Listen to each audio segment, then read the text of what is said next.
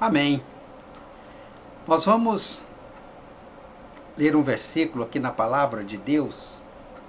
Paulo a Tito, jovem pastor lá de Creta, aquela região ali.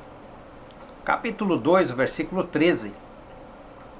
Aguardando a bendita esperança e o aparecimento da glória do nosso grande Deus e Salvador Jesus Cristo, o qual a si mesmo se deu por nós, a fim de remir-nos de toda a iniquidade e purificar para si um povo todo seu, zeloso e de boas obras. Fala estas coisas, exorta, repreende com toda a autoridade, ninguém te despreze. Bem, amados, nós vamos falar hoje sobre algo que de fato tem nos preocupado. É bíblico, mas tem causado certa apreensão em nós aqui, a liderança desse ministério. O título desta ministração é A Angústia de Jacó. E nós lemos aqui em Tito uma palavra abençoada, né? Aguardando a bem-aventurada, em alguma versão, uma outra versão, ou bendita esperança. De que o apóstolo está falando? O que ele está abordando, o que está na mente do apóstolo Paulo aqui? A volta do Senhor Jesus Cristo, a volta iminente do Senhor Jesus. Ele chama de bendita ou bem-aventurada algo aguardado de uma forma toda especial por um povo que Paulo chama aqui um povo de Deus, um povo seu, zeloso de princípios, zeloso de ensinamentos saudáveis, um povo zeloso e de boas obras. Fala estas coisas, exorta, ou seja, é algo mais firme, não é? Repreende com toda a autoridade, ninguém te despreza. Essa questão de ninguém desprezar a Tito, porque era um jovem, não é? Um pastor muito jovem, e a idade dele levaria aquele ancião, né, pastoreado por ele, porventura, a sentir esse sentimento de desprezo pela vida desse pastor chamado Tito. Muito bem, essa é uma epístola pastoral. Agora, por que nós estamos ministrando sobre isso, a angústia de Jacó, que se traduz por grande tribulação? Bem, angústia você pode imaginar, um tempo dificílimo, e a própria palavra de Deus diz desse tempo não ter havido outro igual. E nunca haverá outro semelhante. É um tempo que Israel será submetido a uma provação. O que tem nos preocupado é que, na verdade, parece que a igreja, parte da igreja, não é? Parece que está nascendo no seio da igreja uma verdadeira fixação pela grande tribulação. E isso tem nos assustado, porque me deixa assustado como pregador e veterano que nós somos, não é? Escolados, nos assusta uma verdadeira fixação por passar a grande tribulação aqui na face da terra. Bem, a angústia é de Jacó. Nós estamos meditando hoje, isso tem uma conotação toda especial, uma conotação específica com Jacó, que é Israel, ali no Oriente Médio, né, o pequeno Estado judeu. Mas quando nós estamos morando, né, vivendo num mundo globalizado, certamente essa angústia de Jacó, essa grande tribulação, terá reflexo na igreja brasileira aqui no Brasil.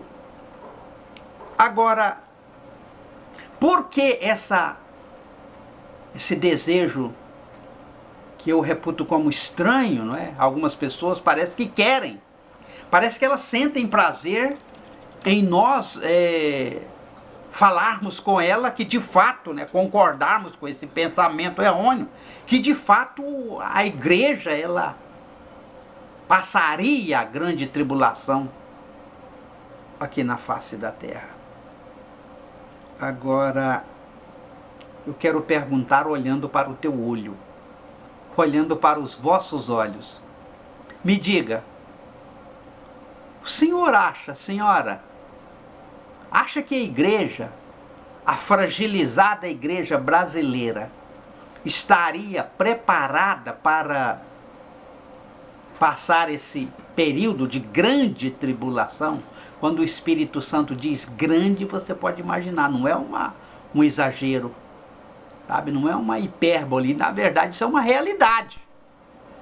É algo grande, é algo muito intenso, chamado de grande tribulação no Evangelho, né, em Mateus, no capítulo 24. E muitos profetas trataram, o profeta Jeremias, né, que no capítulo 30, no versículo 7, falou dessa angústia de Jacó.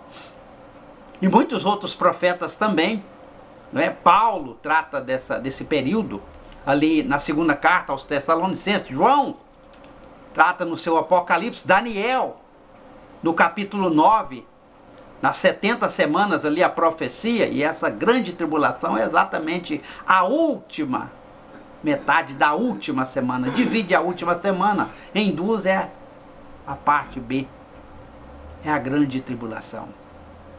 Coisas vão acontecer. Eu afirmo para você, meu irmão, minha irmã, essa igreja que nós vemos hoje, essa igreja que nós estamos assistindo hoje, pastoreando hoje, eu falo aqui pelos membros aqui da Maná, essa igreja não estaria de forma alguma preparada para um período tão difícil como esse. Isso nós afirmamos em Cristo Jesus, o nosso Salvador. Agora, nos estranha essa verdadeira fixação por esse assunto. Porque, na verdade, o que nos encanta, o que nós ensinamos aqui, é com relação à bendita esperança, que traduzido é a volta do nosso Senhor Jesus Cristo nos ares, nas nuvens, para arrebatar esta igreja do período da graça. Esta é a bendita esperança que Paulo trata aqui com seu filho na fé, um pastor jovem ali nas ilhas de Captor, como está na palavra do Senhor. Parece que não é mais bendita. Parece que não é tão bendita assim a volta do Senhor Jesus. Parece que está descaracterizada, desfigurada, porque as pessoas já voltam para um outro assunto, e principalmente assuntos tão difíceis de suportar, assuntos tão difíceis, até mesmo de nós ensinarmos, não é? E as pessoas, elas estão pensando nisso, imaginando que estariam preparadas para passar esse período tão difícil aqui na face da terra. O Senhor Jesus, ele começou aqui as bem-aventuranças em Mateus, no capítulo 5, ele começa dizendo assim, e ele começou a ensiná-los, dizendo, bem-aventurados os pobres de espírito, porque deles é o reino dos céus. Eu quero fazer uma colocação aqui por revelação de Deus. Os pobres de espíritos jamais têm ambição, jamais querem passar esse período tão difícil aqui na face da terra. Os pobres de espírito, eles desejam a volta do Senhor Jesus. E você quer ver uma pessoa que era pobre de espírito? É um homem chamado João. Quando o Senhor Jesus falou da sua volta iminente, o apóstolo João, o discípulo do amor, ele disse: ora vem, Senhor Jesus. É a última oração da Bíblia. Esse é um homem pobre de espírito. Bem-aventurados os pobres de espírito, porque logo ao ouvir falar da volta dele, ele disse: ora vem, Senhor Jesus. E termina abençoando a igreja de todos os tempos. Aí está um homem pobre de espírito. Você é um homem, irmão, pobre de espírito? A senhora, irmã, é uma mulher pobre de espírito? Dessas pessoas, juntos com o apóstolo João, junto com o apóstolo Paulo, que desejava ardentemente a volta de Jesus, essas pessoas, delas é o reino dos céus. Dessas pessoas é o reino dos céus. Agora, tem muitas coisas que a igreja precisa aprender. Nós estamos lendo aqui, você pode imaginar, aqui em Coríntios, nós vamos ler uma parte aqui, dizendo assim, olha só: pois está escrito, Coríntios 1:19, a primeira carta: destruirei a sabedoria dos sábios, aniquilarei a inteligência dos inteligentes. Onde está o sábio? Onde está o escriba? Onde o inquiridor desse século? Não tornou Deus louca a sabedoria deste mundo? Visto como na sabedoria de Deus, o mundo não conheceu a Deus por sua própria sabedoria. Aprove a Deus salvar os crentes pela loucura da pregação. Olha que coisa tremenda.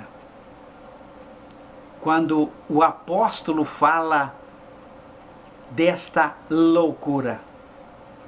Porque, na verdade, parece que loucos são aquelas pessoas que estão esperando o Senhor Jesus, mas isso não é de se admirar, porque, na verdade, a própria pregação, Paulo diz assim que aprove a Deus salvar os crentes pela loucura, para alguns, da pregação do Evangelho da graça do nosso Senhor Jesus Cristo.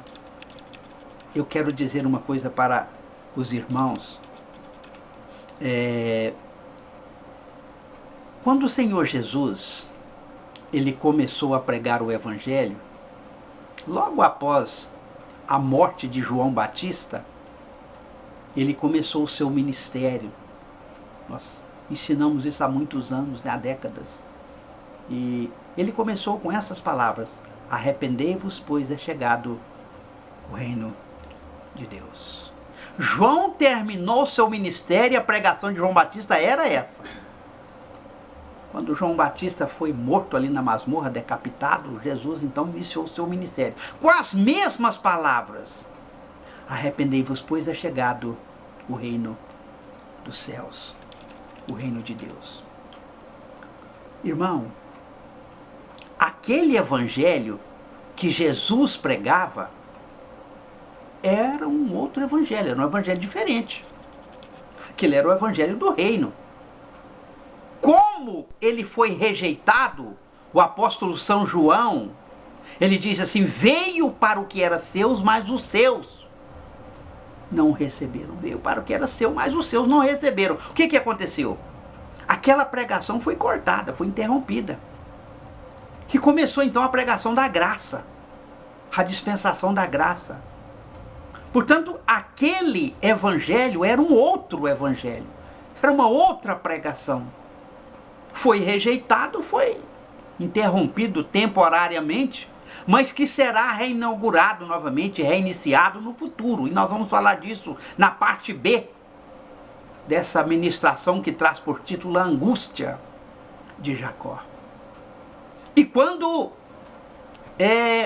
esse evangelho do reino for reiniciado ali, veja você uma coisa: a dispensação terá mudado. Essa dispensação que nós estamos é a dispensação da graça. Aquela é a dispensação do reino. Veja você, a dispensação é outra, o evangelho é outro, a igreja é outra. O missionário é outro, porque é Israel convertido. Israel vai se converter ao Senhor como nação, como nós lemos da palavra de Deus. Aquele remanescente fiel.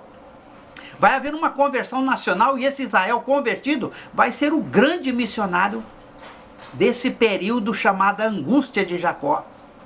Porque Jesus Cristo veio para eles, colocou os pés ali no Monte das Oliveiras, fendeu aquele vale, aquela guerra, que você conhece a história, e começa então Israel, que foi salvo do extermínio, e só Jesus poderá salvar eles naquela ocasião do extermínio. E o que é que aconteceu? A palavra de Deus diz assim que ele sai então como grande missionário.